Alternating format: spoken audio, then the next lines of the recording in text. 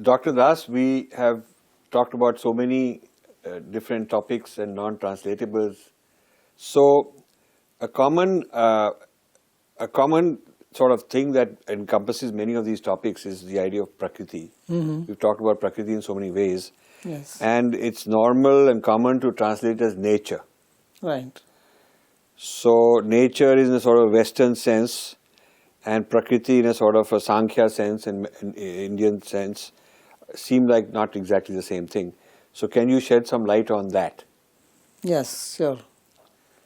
So the word Prakṛti, of course, has many meanings.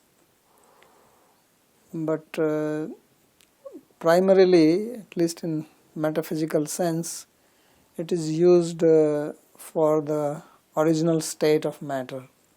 Means when this universe gets dissolved at the end of creation cycle, so everything goes back into its original state, and that's what we call as Prakṛti.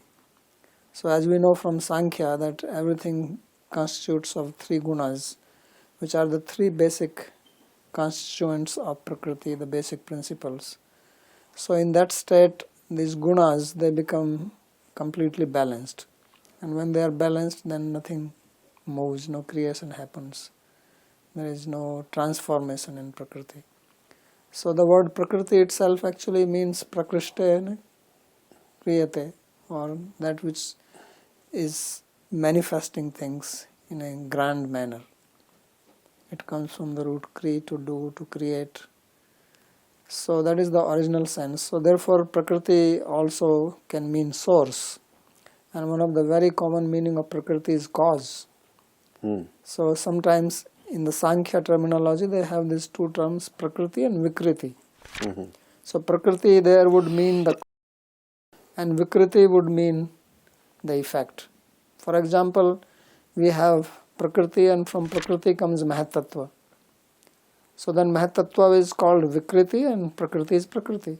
But when from Mahatattva comes Ahankara, the ego principle, I consciousness principle, so then Mahat will become the Prakrti and Ahankara becomes the Vikriti.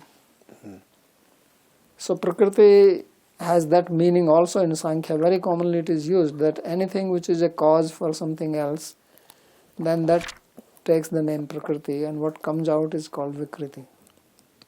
So if you just translate it nature, then that sense is not going to come. And then in that sense Prakrti is also sometimes used in the sense of source. So Prakritim yanti bhutani. Krishna says they go to Prakrti means they go back to the source from where they originate. So there it does not mean that they go to their nature, because what does it mean going to the nature? So therefore Prakrti has got various meanings, and nature is also one of the meaning, because if it is a cause then it contains some potency, energy, characteristics. So then in that sense it can also be called Prakrti. So Prakritim yanti bhutani nigraha kim karishyanti. So sadrisam cheshte swasya prakritir jnanvanapi. Krishna says that everybody makes an effort according to one's own acquired nature.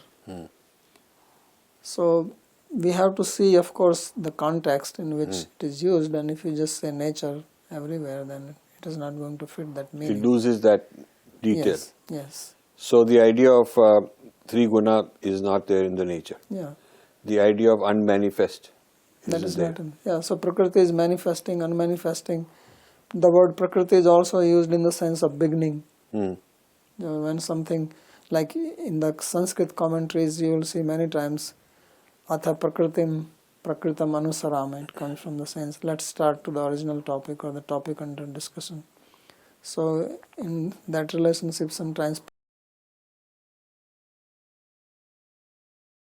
so it has got various meanings. Yeah.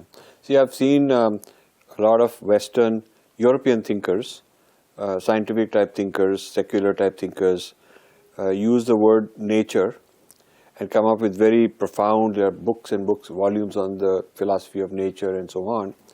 And I've always suspected that these guys probably read a lot of Sankhya, did not fully understand it, took bits and pieces here and there of Prakriti and try to kind of reformulate their own nature and made a mess out of it. Right. So I think there's also that danger that, nature, the whole philosophy of nature, natural philosophy now is full of issues, full of gaps, holes, contradictions. Right. So I think translating also has that problem that you end up carrying the burden of all those issues.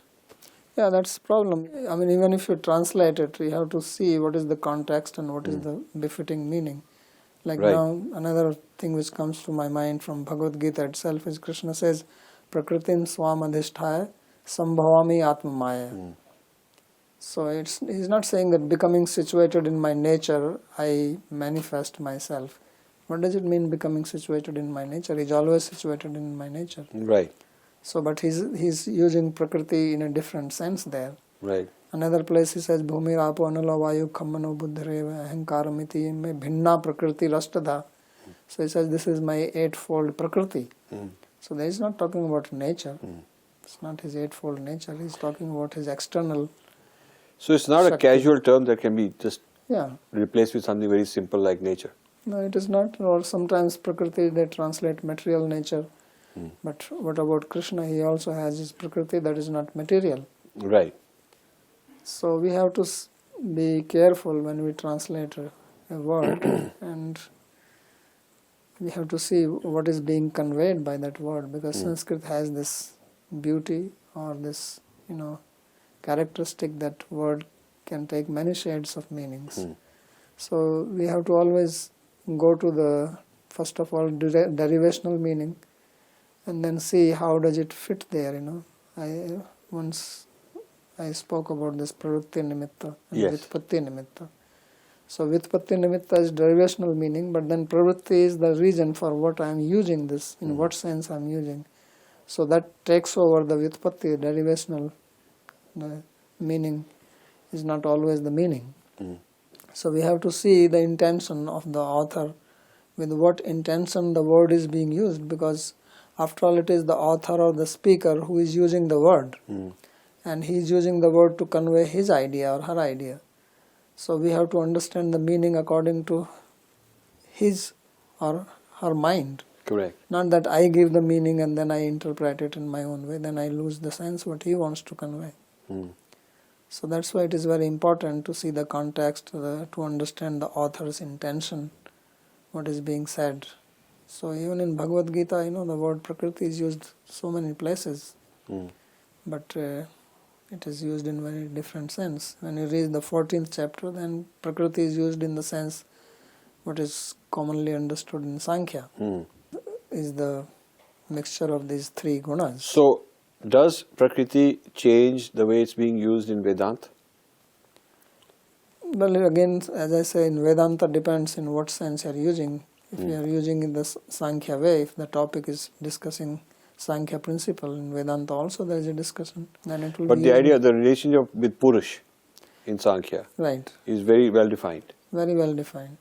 And So there also the Prakriti does not need mean nature. right, no, it doesn't need it. So even when it shifts meanings within the Indian darshana, it never really is the same as nature Right. in the Western sense. No. Yeah. I mean, it is one of the meaning of it, and it is sometimes used, as in this verse, Sadrisham cheshte swasya prakritir jnanvanapi. That even a person who is knowledgeable, he acts according to his Prakriti. Right. So there it is in the sense of nature. Yeah. But that's just one meaning. I have already given many references from Gita itself where it is used in many, many different ways. Right. So we can't just So it's have, worth a study of Prakriti as on its own, right. without mixing it up with all this, because it's quite complex. Yeah, it is complex. Yeah. It has got variety of meanings, Yeah. and it's a very common word when you study Puranas or Gita or Itihasa Right. or Vedanta. It's a word which is commonly used. Very commonly, yes. Yeah. Good. So Prakriti is a non-translatable, yeah? Thank you, Ji. Welcome. Namaste.